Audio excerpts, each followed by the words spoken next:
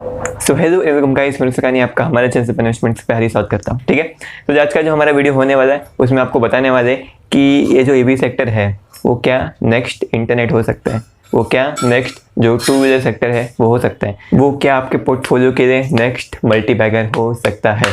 ठीक है, सो क्या आपके दिमाग में सवाल आता है कि क्या आपको ईवी सेक्टर यानी बेसिकली इलेक्ट्रिक व्हीकल यानी बिजली से चलने वाली कार बनाने वाली कंपनियों में इन्वेस्ट करना चाहिए? क्या ये कंपनी इन्वेस्ट करने के लिए सही होगी? क्या ये मल्टीबैगर हो सकती है? और बेसिकली ऐसी कंपनी कैसे ढूंढ सकते हैं जहां पे हमें बेसिकली मल्टीबैगर रिटर्न्स मिल सकते हैं? नेक्स्ट इंटरनेट सेक्टर कैसे ढूंढ सकते हैं हम? ठीक है, सो आज हम बेसिकली आपको ये जो अभी का जो ईवी सेक्टर है उसका हम हिस्ट्री से कंपैरिजन करेंगे, यानी पहले से हम बताएंगे यानी जो इंटरनेट सेक्टर में क्या हुआ था जिसकी वजह से जो इंटरनेट सेक्टर है या फिर जो टू व्हीलर सेक्टर है उसमें इतना ग्रोथ हमें देखने मिला, उसमें जो शेयर्स है वो मल्टीबैगर बन गए। ठीक है, तो वीडियो को लास्ट तक देखना है, बिल्कुल भी बीच में कहीं जाना मत।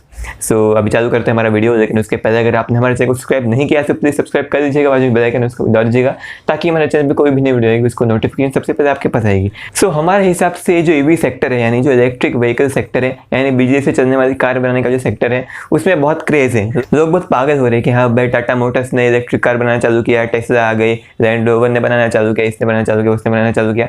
सो बेसिकली इतना सब क्रेज है मार्केट में, लोगों को लग रहा है कि ये जो ईवी सेक्टर है वो नेक्स्ट इंटरनेट सेक्टर हो सकता है। यानी बेसिकली जब 1995-1996 में जब Google, Facebook, Apple, Amazon, Microsoft ये सब कंपनी जब आई थी तब लोगों को इतना भरोसा नहीं था, लेकिन कुछ सालों में उन्होंने लोगों का पैसा 10 गुना या फिर 100 गुना या फिर 200 गुना कर दिया। इतना सारा प्रॉफिट हुआ लोगों को ये सब इंटरनेट कंपनी में इन्वेस्ट करने की वजह से। लोगों को लग रहा है कि ये जो ईवी सेक्टर होने वाला है वो भी बिल्कुल ऐसा ही होने वाला है। हमारा जो पैसा है वो 10 गुना, 100 गुना, 200 गुना हो सकता है, हजारों गुना हो सकता है। ठीक है, सो लोग इसी लालच में ईवी सेक्टर में इन्वेस्ट कर रहे हैं। सो क्या लोगों की बात सही है? ठीक है, तो आज हम एनालिसिस करते हैं। सो सबसे पहला जो स्टेप है इसको एनालिसिस करने का वो ये है कि जो ईवी सेक्टर है उसकी अपॉर्चुनिटी साइज़ क्या होने वाली। जैसे अगर हम बात करेंगे यहाँ पे इंटरनेट सेक्टर की, सो उसकी जो अपॉर्चुनिटी साइज़ थी वो बहुत बड़ी थी। यानी तभी मेरे हिसाब से पूरी दुनिया में 400 या 500 करोड़ के आजू बाजू लोग थे, या फिर उससे ज़्यादा ही हो सकते जितने भी होंगे मेरे हिसाब से। लेकिन जितने भी लोग थे सब लोग मे भी इंटरनेट यूज़ कर सकते थे। इंटरनेट एक मीन्स बहुत बेसिक चीज़ बन सकता था। इंटरनेट सब लोगों को जोड़ सकता था साथ में और बहुत कुछ कर सकता था इंटरनेट, जिसकी वजह से उसकी जो अपॉर्चुनिटी साइज़ थी वो बहुत ज़्यादा थी। ठीक है, सो अगर हम यहाँ पे ईवी सेक्टर की बात करेंगे, सो ईवी सेक्टर की अपॉर्चुनिटी साइज़ क्या है? ईवी सेक्टर में हर साल कितना सेल्स हो सकता है? हमारे यहाँ पे जितनी भी पेट्रोल या डीजल कार हर साल बिकती है उतनी ही ईवी कार भी बिक सकती है, यानी इलेक्ट्रिक कार भी उतनी ही बिक सकती है। सो ये अपॉर्चुनिटी साइज़ कितना बड़ा है? ये अपॉर्चुनिटी साइज़ बहुत बड़ा है। यानी जैसे अगर हम बात करेंगे हर साल बहुत सारी कार बिकती है, बहुत सारी कार बिकती है, जिसकी वजह से अगर हम हर एक कार की प्रॉफिट की बात करेंगे तो हर एक कार के पीछे भी उनको कंपनी को अच्छा खासा प्रॉफिट होता है, जिसकी वजह से जो ये अपॉर्चुनिटी साइज़ है वो बहुत बड़ा बन चुका है। ठीक है, सो हाँ इसका अपॉर्चुनिटी साइज़ तो बहुत बड़ा है, एकदम इंटरनेट कंपनी जितना बड़ा तो नहीं है, लेकिन अगर हम बात करेंगे सो वो काफ़ी बड़ा है। मीन्स इंटरनेट कंपनी के कंपेयर में थोड़ा बहुत, मीन्स उससे थोड़ा छोटा है लेकिन फिर भी बहुत बड़ा है। सो अगर हम यहाँ पे एक और एग्जाम्पल की बात करेंगे, सो टू व्हीलर सेक्टर, यानी पहले 2000 में 2001 में जो टू व्हीलर चालू हुए थे, यानी जो टीवीएस की मोपेड आती थी या फिर बाइक या फिर स्कूटर या फिर ये सब चीज़ें बिकना चालू हुई थी। और बेसिकली जो हीरो मोटर कंपनी थी वो तभी एकदम स्टार्टिंग के प्लेयर्स में से थी और तभी जो अपॉर्चुनिटी साइज़ थी वो बहुत बड़ी थी। इंडिया में तभी तकरीबन मेरे हिसाब से 50 या 60 करोड़ लोग रहते रहेंगे और तभी बेसिकली मीन्स इतनी ज़्यादा अपॉर्चुनिटी साइज़ बड़ी थी कि अगर समझे हम 50 या 60 में से अगर सिर्फ 20% पकड़ते हैं, यानी 50 से 60 करोड़ में से सिर्फ 20% पकड़ते हैं, फिर भी हमारे पास तकरीबन 14 करोड़ लोग बच जाते हैं जो टू व्हीलर्स यानी जो स्कूटर्स है, बाइक है, ये सब खरीद सकते थे। ठीक है, सो जिसकी वजह से जो अपॉर्चुनिटी साइज़ थी वो बहुत बड़ी हो चुकी थी। सो बेसिकली वहाँ पे भी अपॉर्चुनिटी साइज़ बहुत बड़ी थी और हीरो मोटर कंपनी उसमें एकदम क्या बोलते हैं एकदम अलग स्टैंड करती थी, क्योंकि और वो बेसिकली पूरी तरीके से इसी टू व्हीलर चीज़ के लिए ही बनी थी। ठीक है, सो बेसिकली इसी वजह से वो मल्टीबैगर हुई। और आगे हम बेसिकली अगर आपको हीरो मोटर कंपनी या फिर किसी भी कंपनी की केस स्टडी चाहिए सो आप प्लीज़ हमें नीचे कमेंट सेक्शन में बता सकते हैं, हम उसकी केस स्टडी आपके सामने लाएंगे। ठीक है, तो जो फर्स्ट स्टेप था वो तो हमने बता दिया। फर्स्ट स्टेप अपॉर्चुनिटी साइज़ होना चाहिए। सो कंपनी के हिसाब से अपॉर्चुनिटी साइज़ कितनी बड़ी है, यानी कंपनी के मार्केट कैप के हिसाब से। तब यानी 2001-2002 की बात करेंगे तब जो हीरो मोटर कंपनी का जो क्या बोलते हैं जो मार्केट कैप था वो बहुत कम था। ठीक है, और जो अपॉर्चुनिटी साइज़ थी वो बहुत बड़ी थी, जिसकी वजह से आप इसमें इन्वेस्ट कर सकते थे। ठीक है, सो जो दूसरा स्टेप है वो ये है कि आपको हमारी इस वीडियो को लाइक करना पड़ेगा। अगर आपने लाइक कर दिया तो बेसिकली आपका स्टॉक मल्टीबैगर हो सकता है। ठीक है, तो मीन्स मैं मजाक कर रहा था लेकिन फिर भी एक बार वो लाइक बटन दबा देना, इससे हमें बहुत फ़ायदा होगा। ठीक है, तो जो असली में जो दूसरा स्टेप है वो ये है कि हमें देखना है कि ये जो अपॉर्चुनिटी साइज़ है, यानी जो इतना बड़ा पिज़्ज़ा है, इतना बड़ा केक है, वो कितने लोगों में बंटने वाला है, यानी कितने लोग कटोरा लेके खड़े हैं भगवान के सामने कि भगवान थोड़ा मार्केट शेयर दे दो, भगवान थोड़ा हमारे भी कस्टमर दे दो, भगवान मार्केट शेयर दे दो, भगवान एक दो कर दो। तो बेसिकली कितने सारे लोग ये जो अपॉर्चुनिटी साइज है, यानी जो इलेक्ट्रिक व्हीकल्स है, ये जो पूरा पाई है या फिर बेसिकली जो पूरा केक है, उसके कितने टुकड़े होने वाले हैं, यानी कितने लोग उसका लाभ उठाने के लिए तैयार हैं। सो अगर हम बात करेंगे, सो जो पुरानी जो पेट्रोल डीजल बनाने वाली कार थी, वो सब तो 100% बेसिकली वो लोग पेट्रोल और डीजल कार बनाना छोड़ के वो लोग भी इलेक्ट्रिक कार बनाने वाले ही हैं, ठीक है। तो इसका मतलब ये है कि जितने भी पुराने प्लेयर थे वो सब तो बेसिकली इसमें आने वाले, इस मार्केट में आने ही वाले, क्योंकि उन्होंने बेसिकली मीन्स इतनी बड़ी बड़ी कंपनी, जैसे अगर हम बात करेंगे फोर्ड की, Maruti Suzuki, Tata Motors, Hyundai, Toyota, ऐसी सब कंपनी के पास बहुत पैसा है और वो लोग इंफ्रास्ट्रक्चर में इन्वेस्ट कर सकते हैं, उनको फंडिंग लेने की जरूरत नहीं पड़ेगी, जिसकी वजह से वो लोग इंफ्रास्ट्रक्चर में मीन्स बहुत ज़्यादा पैसा लगा सकते हैं, जिसकी वजह से वो लोग मीन्स इस सेक्टर में आ सकते हैं, ठीक है। सो वो लोग इस सेक्टर में आ जाएंगे इस अपॉर्चुनिटी साइज का लाभ उठाने के लिए। देन बहुत सारे नए नए प्लेयर भी आ रहे हैं, जैसे अगर हम बात करेंगे टेस्ला की, तो टेस्ला आ चुका है और भी बहुत सारी नई नई सिर्फ इलेक्ट्रिक कार कंपनी आ रही है, ठीक है, बहुत सारी आई है, मुझे नाम नहीं पता, लेकिन मार्केट में बहुत सारी कंपनी आ चुकी है जो सिर्फ और सिर्फ इलेक्ट्रिक कार बनाती है, ठीक है। यानी जो अपॉर्चुनिटी साइज है वो कितना बड़ा है, वो इतना बड़ा है कि बेसिकली जितने भी नॉर्मली पेट्रोल और डीजल की कार बिकती थी, उतने ही मेरे हिसाब से हर साल इलेक्ट्रिक कार बिकेंगी। मे बी उससे थोड़ा बहुत ग्रोथ हो सकता है, थोड़ा बहुत मीन्स 5-10% का या फिर 20% के आजू बाजू का, इन फिर भी नॉर्मली रफली तो उतनी ही कार बिकने वाली है। लेकिन जो कॉम्पिटिटर हैं, यानी जितने बंदे, ये जो पूरा केक है, यानी जो इलेक्ट्रिक व्हीकल का जो केक है, यानी जितने बंदे इस अपॉर्चुनिटी का लाभ उठाने के लिए खड़े हैं, वो बंदों की जो संख्या है वो बहुत ज़्यादा हो चुकी है। क्यों? क्योंकि इसमें बेसिकली जो नॉर्मल जो पेट्रोल डीजल कार बनाने वाले थे वो लोग तो आ चुके इस सेक्टर में, लेकिन साथ ही साथ बहुत सारे नए प्लेयर भी आ गए, जिसकी वजह से कॉम्पिटिशन बहुत बढ़ गया, ठीक है। सो अगर हम इसको भी हिस्ट्री से कंपेयर करेंगे, सो क्या इंटरनेट के केस में ऐसा हुआ था? जी हाँ, बिल्कुल हुआ था।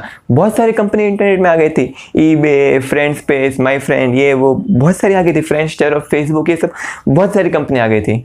और जो अगर हम टू व्हीलर सेक्टर की बात करेंगे, सो हीरो के साथ साथ और भी बहुत सारी छोटी छोटी कंपनियां आ गई थी इस रेस में कि हम लोग भी इसका हिस्सा चाहिए, हमें भी इसका हिस्सा चाहिए, हमें भी इस जो बड़ी केक है, ये जो बड़ी दावत होने वाली है, उसका हमें भी हिस्सा चाहिए, ठीक है। ऐसा करते करते बहुत सारे लोग इसमें जुड़ चुके थे और मेरे हिसाब से ये सब चालू ऐसे ही हुआ था। मीन्स कुल मिला के जितने भी मल्टीप्लायर इंडस्ट्री है वो ऐसे ही चालू हुई थी, बहुत सारे लोग उसमें, यानी बहुत सारे कॉम्पिटिटर उसमें एक साथ चले गए थे, ठीक है। सो ये जो इलेक्ट्रिक व्हीकल सेक्टर होने वाला है, उसमें जो इंटरनेट कंपनी के साथ जो ऐसा हुआ था, मीन इतने सारे कॉम्पिटिटर आ गए थे, वैसा तो हो चुका है, लेकिन अभी आगे क्या होने वाला है?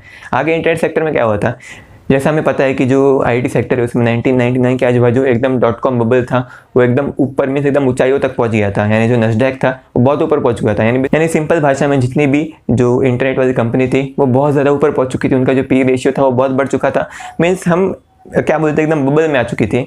और उसके बाद हमें पता है कि .com क्रैश हुआ था 2000 में, 2001 में, जिसकी वजह से जितनी भी इंटरनेट कंपनी थी वो सबकी सब गिरी थी और बहुत सारी छोटी छोटी कंपनियां थी वो सब बैंकरप्ट हो चुकी थी। मीन्स ऐसी कंपनियां जहाँ पे प्रॉफिटेबिलिटी कमाने का उनके पास कोई भी तरीका नहीं था, वो सब बैंकरप्ट हो चुकी थी। और सिर्फ जो अच्छी अच्छी कंपनियाँ थी जैसे Apple, Facebook, Google, Microsoft, Amazon, ये सब कंपनियाँ ही सिर्फ बच गई थी। सो क्या ईवी सेक्टर में ऐसा हो सकता है? ऐसा होने ही वाला है, क्योंकि हमें सबको पता है कि मीन्स हर साल जितने पेट्रोल कार बिकती है उतने ही कार बिकने वाले इलेक्ट्रिक कार, लेकिन जो कंपटीशन है वो पेट्रोल कार मेकर से बहुत ज़्यादा बढ़ चुके हैं, यानी बहुत ज़्यादा कंपटीशन हो चुका है, जिसके वजह से हमें पता है कि जो छोटे छोटे प्लेयर हैं, ऐसी कंपनियां जिनको जो मार्जिन है, जिनका मार्जिन ज़्यादा अच्छा खासा नहीं है, बहुत कम मार्जिन पे वो लोग ऑपरेट करते हैं, या फिर ऐसी कंपनियां जो बहुत छोटी है, उनको फंडिंग मिलना मुश्किल है, उनको पैसा मिलना मुश्किल है, ऐसी कंपनियां बैंकरप्ट हो जाएगी, ठीक है। और ऐसी कंपनी भी हो जाएगी जिनका जो मीन्स उनको पता नहीं कि वो क्या कर रहे हैं, उनको पता नहीं कि प्रॉफिटेबिलिटी कहाँ से आएगी, उनको प्रॉफिट कमाना नहीं आता, ठीक है। सो वो सब कंपनियां बैंकरप्ट हो जाएगी हमारे हिसाब से, ठीक है। सो आप मुझसे पूछोगे कि ऐसा क्यों होगा? ऐसा इसलिए होता है क्योंकि मीन्स मार्केट को आदत है कि मार्केट किसी भी सेक्टर को हमेशा मीन्स मार्केट कंसोलिडेट कर ही देता है। ये एक इकोनॉमिक्स का एक बेसिक रूल है कि कोई भी मार्केट कभी ना कभी कंसोलिडेट हो ही जाएगा पूरी तरीके से, यानी उसमें जितने भी छोटे मोटे प्लेयर हैं वो सब मर जाएंगे, यानी वो सब बैंकरप्ट हो जाएंगे। क्यों बैंकरप्ट हो जाएंगे? क्योंकि इतने जितने जो बड़े बड़े प्लेयर थे वो लोग इकोनॉमिक्स ऑफ स्केल और बाकी सब चीज़ों का इस्तेमाल करके वो लोग जो कार है उसको बहुत कम दाम में बनाएंगे और उसको अच्छे खासे मार्जिन पे बेचेंगे, जिसकी वजह से उनकी जो प्रॉफिटेबिलिटी है वो अच्छी खासी होने वाली है। लेकिन जो बाकी सब छोटे छोटे प्लेयर हैं उनकी प्रॉफिटेबिलिटी यहाँ पे सफ़र करेगी और वो लोग बेसिकली बैंकरप्ट हो जाएंगे। और बेसिकली कुछ समय बाद वापस से नए नए छोटे छोटे प्लेयर आएंगे, वो लोग वापस से बैंकरप्ट हो जाएंगे और ये सब चीज़ें चलती रहेगी, ठीक है। मीन्स इसी को हम ज़िंदगी बोलते हैं। सो बेसिकली मेरे हिसाब से ऐसा कुछ हो सकता है, ठीक है। तो जैसा हमने यहाँ पे अभी डिस्कस किया कि जो अपॉर्चुनिटी साइज है वो बहुत बड़ी है, कंपटीशन भी बहुत बढ़ चुका है और बहुत सारी कंपनी बैंकरप्ट होने वाली है, हमें पता चल चुका है। सो अभी हमें यहाँ पे इन्वेस्टमेंट करना चाहिए या फिर नहीं करना चाहिए? हमारे हिसाब से आपको इसमें बिल्कुल इन्वेस्टमेंट करना चाहिए, लेकिन यहाँ पे मीन्स जितने भी कंपनी आने वाली है, यानी अभी थोड़े टाइम में, यानी 5 से 10 साल के टाइम में इसमें बहुत सारी नई नई कंपनी आने वाली है, बहुत सारी पुरानी कंपनी भी आने वाली है, और उन बहुत सारी कंपनियों में से बहुत सारी कंपनी बैंकरप्ट होने वाली है, यानी तकरीबन 50, 60, 70, 80% कंपनियां बैंकरप्ट होने वाली है। ठीक है, तो मीन्स इतनी कंपनी बैंकरप्ट होगी, तो आपको मीन्स बहुत ध्यान से किसी भी कंपनी को चूज़ करना पड़ेगा। यानी आपको किसी भी कंपनी को चूज़ करे टाइम सिर्फ एक ही चीज़ ध्यान में रखनी चाहिए कि कुछ समय बाद क्या ये जो बिज़नेस है, ये बिज़नेस क्या आगे बढ़ पाएगा, क्या ये बिज़नेस है वो ग्रो हो पाएगा, क्या ये बिज़नेस प्रॉफिटेबल है, और क्या ये जो बिज़नेस है वो आने वाले 10, 15, 20, 30, 40, 50 साल तक चलते रहेगा। अगर ये सब क्वेश्चन का जवाब हाँ है तो आप बेसिकली उस कंपनी में इन्वेस्टमेंट कर सकते हो। लेकिन हमारे हिसाब से यहाँ पे आपका जो एनालिसिस है वो रॉन्ग भी हो सकता है। ठीक है, तो इसलिए आपको हमेशा यहाँ पे जो ईवी सेक्टर है उसमें 2 से 3 कंपनी में इन्वेस्टमेंट करना चाहिए, और बेसिकली एकदम सस्ते दाम पे करना चाहिए। करेक्शन आने का वेट करना चाहिए, करेक्शन आते ही वो कंपनी के शेयर खरीद लेना चाहिए। लेकिन मेरे हिसाब से आप अपने पोर्टफोलियो का थोड़ा सा ही % इसमें इन्वेस्ट करना ईवी कंपनी में, क्योंकि हमें पता नहीं है अभी तक मीन्स क्या होने वाला है आगे, कुछ मीन्स इतना ज़्यादा कुछ क्लियर हुआ नहीं है फ्यूचर। सो इसलिए अभी फिलहाल तो पोर्टफोलियो का छोटा सा हिस्सा इन्वेस्ट करना, लेकिन कभी ना कभी करेक्शन आएगा, कभी ना कभी जो चीज़ें हैं फ्यूचर जो है वो थोड़ा क्लियर हो जाएगा, तब आप उसमें थोड़ा और इन्वेस्टमेंट कर सकते हो। ठीक है, सो आपको बेसिकली किसी भी एक कंपनी में इन्वेस्टमेंट नहीं करना चाहिए। आपको ये जो सेक्टर है बहुत रिस्की सेक्टर हो सकता है, बहुत रिस्की सेक्टर मेरे हिसाब से हो चुका है। सो आपको बेसिकली एक से ज़्यादा कंपनी में इन्वेस्टमेंट करना चाहिए, एक से ज़्यादा ईवी वाली कंपनी में, या फिर ईवी यानी जो इलेक्ट्रॉनिक व्हीकल्स होते हैं, यानी जो इलेक्ट्रिक कार्स होती है उसकी कंपोनेंट्स, या फिर इलेक्ट्रिक कार, या फिर उसकी बैटरी, या फिर ऐसी कोई चीज़ बनाने वाली कंपनी में इन्वेस्टमेंट करना चाहिए। एज रिटर्न्स क्या होंगे, अगर आपकी जो किस्मत है वो अच्छी रही, आपकी जो पिकिंग है वो अच्छी रही, आपने अच्छे बिजनेस चूज़ किया और उसको भी सही प्राइस पे चूज़ किया, तो आपका जो रिटर्न्स है वो अच्छे खासे हो सकते हैं। यानी आपका जो पैसा है वो आने वाले 10 से 20 साल में वो पैसा 10 गुना, 20 गुना या फिर 100 गुना हो सकता है। ठीक है, ठीक है।